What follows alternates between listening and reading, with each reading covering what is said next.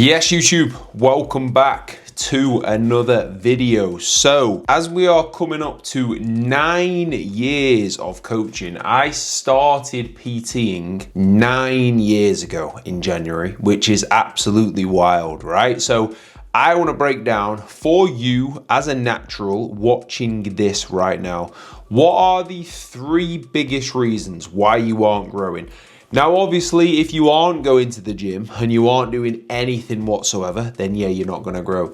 But this is for you if you're actually putting some effort in at the moment and you are just not seeing any results whatsoever. This is hundreds of transformations shared. This is my transformation, like you can see on the thumbnail. This is 9 years of this data and proof there that these 3 things have to be in place and we have to focus on them. So let's dive in.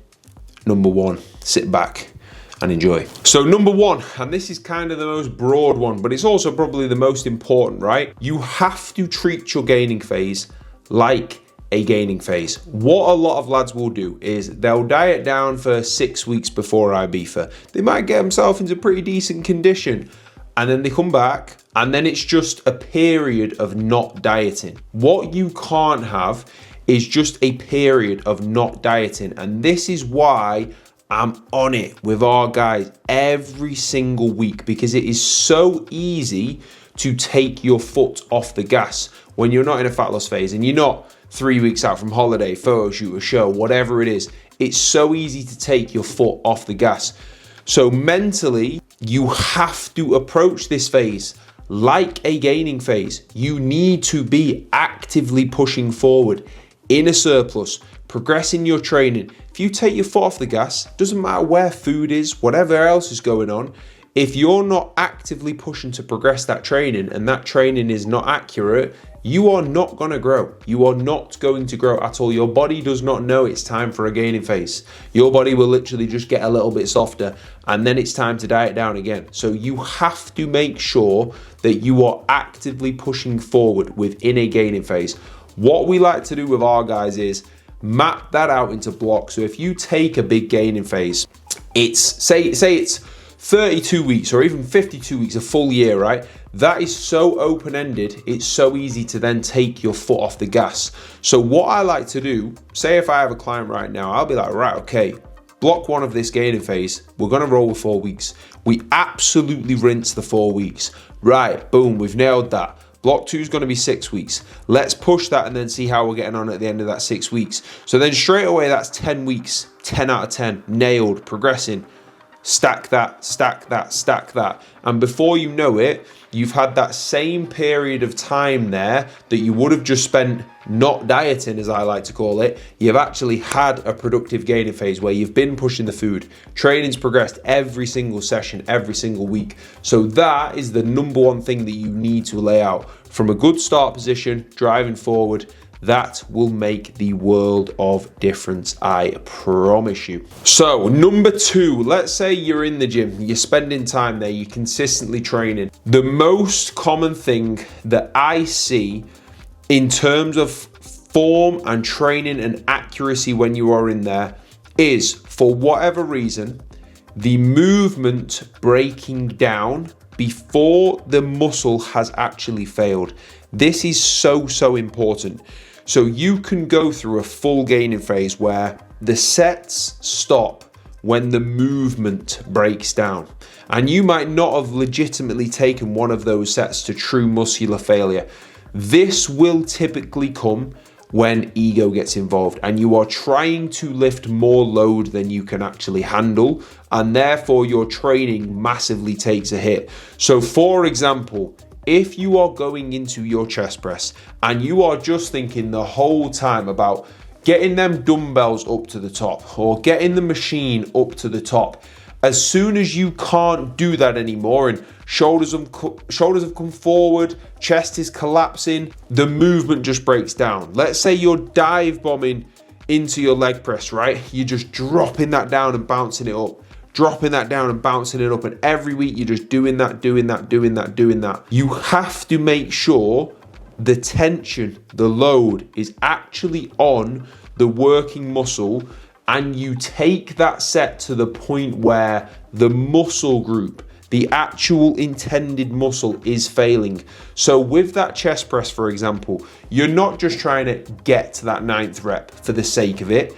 You are trying to keep that on your chest and drive through. And your first rep might be boom, 1 second on the way up. Your last rep, when you can actually stay composed enough to take it there, it might be 3 seconds at a minimum, 6, 7, 8 seconds to get that last rep up. And that's massively slowed down from that first one. So you have to make sure that the movement itself is not breaking down before that intended muscle has actually failed. That is the most important thing. If you can make sure that muscle is legitimately failing because you've kept that tension on and you're composed enough to take it there and you stay in there and it's uncomfortable and you get used to training hard, when you progress that is literally the most important thing and the biggest mistake I see within training. If you start doing that, I promise you, you will actually grow more tissue. Guaranteed. Think about that with your training. We just had our team day with the boys there, which I'll have played some clips over on here. It is the most important part of that when we're going through in person is actually getting one of the boys there to true failure without just that movement breaking down. So important with everybody's training at every single level. So number 3, especially as a natural, it takes time for you to grow.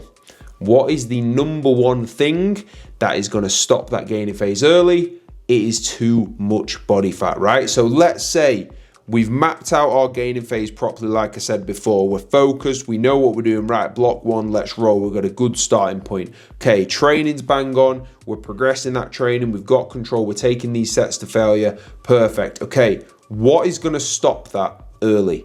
We want to spend as much time as we possibly can before we need to pull down, where we are actually in a surplus and we are actually pushing and getting stronger and growing. That time is so valuable. That's why, like I said in the first point, we cannot waste any of that time. If we push up too quickly and we get greedy with food and we get sloppy with food, we will gain unnecessary body fat. That will not help us in any way. There is only a certain amount of tissue that we can build at one time when we are doing everything correctly, especially as a natural. So if we are just gaining unnecessary body fat, what that can start to do is you start to hate the way you look, for one. So you're putting less effort in and you get down, and that's a big problem. Insulin sensitivity, the higher that we push that body fat, and then we're not responding to that food as well, we're just gaining more and more, pumps are going down the drain, and then we get to the point where we're like, right, we're not going to be productive to push anymore, we have to end up pulling down. So after 16 weeks, you were aiming to push up for 30, you have to pull back down again and have a mini cut. So it's time then away from doing what you need to be doing. It's the valuable time where food's high, you've kept condition in check, you can be progressing that training and really pushing it. So do not let yourself get greedy. That's again why I like those blocks, because you can look, right, block 1 in a great spot, push again, in a great spot, push again.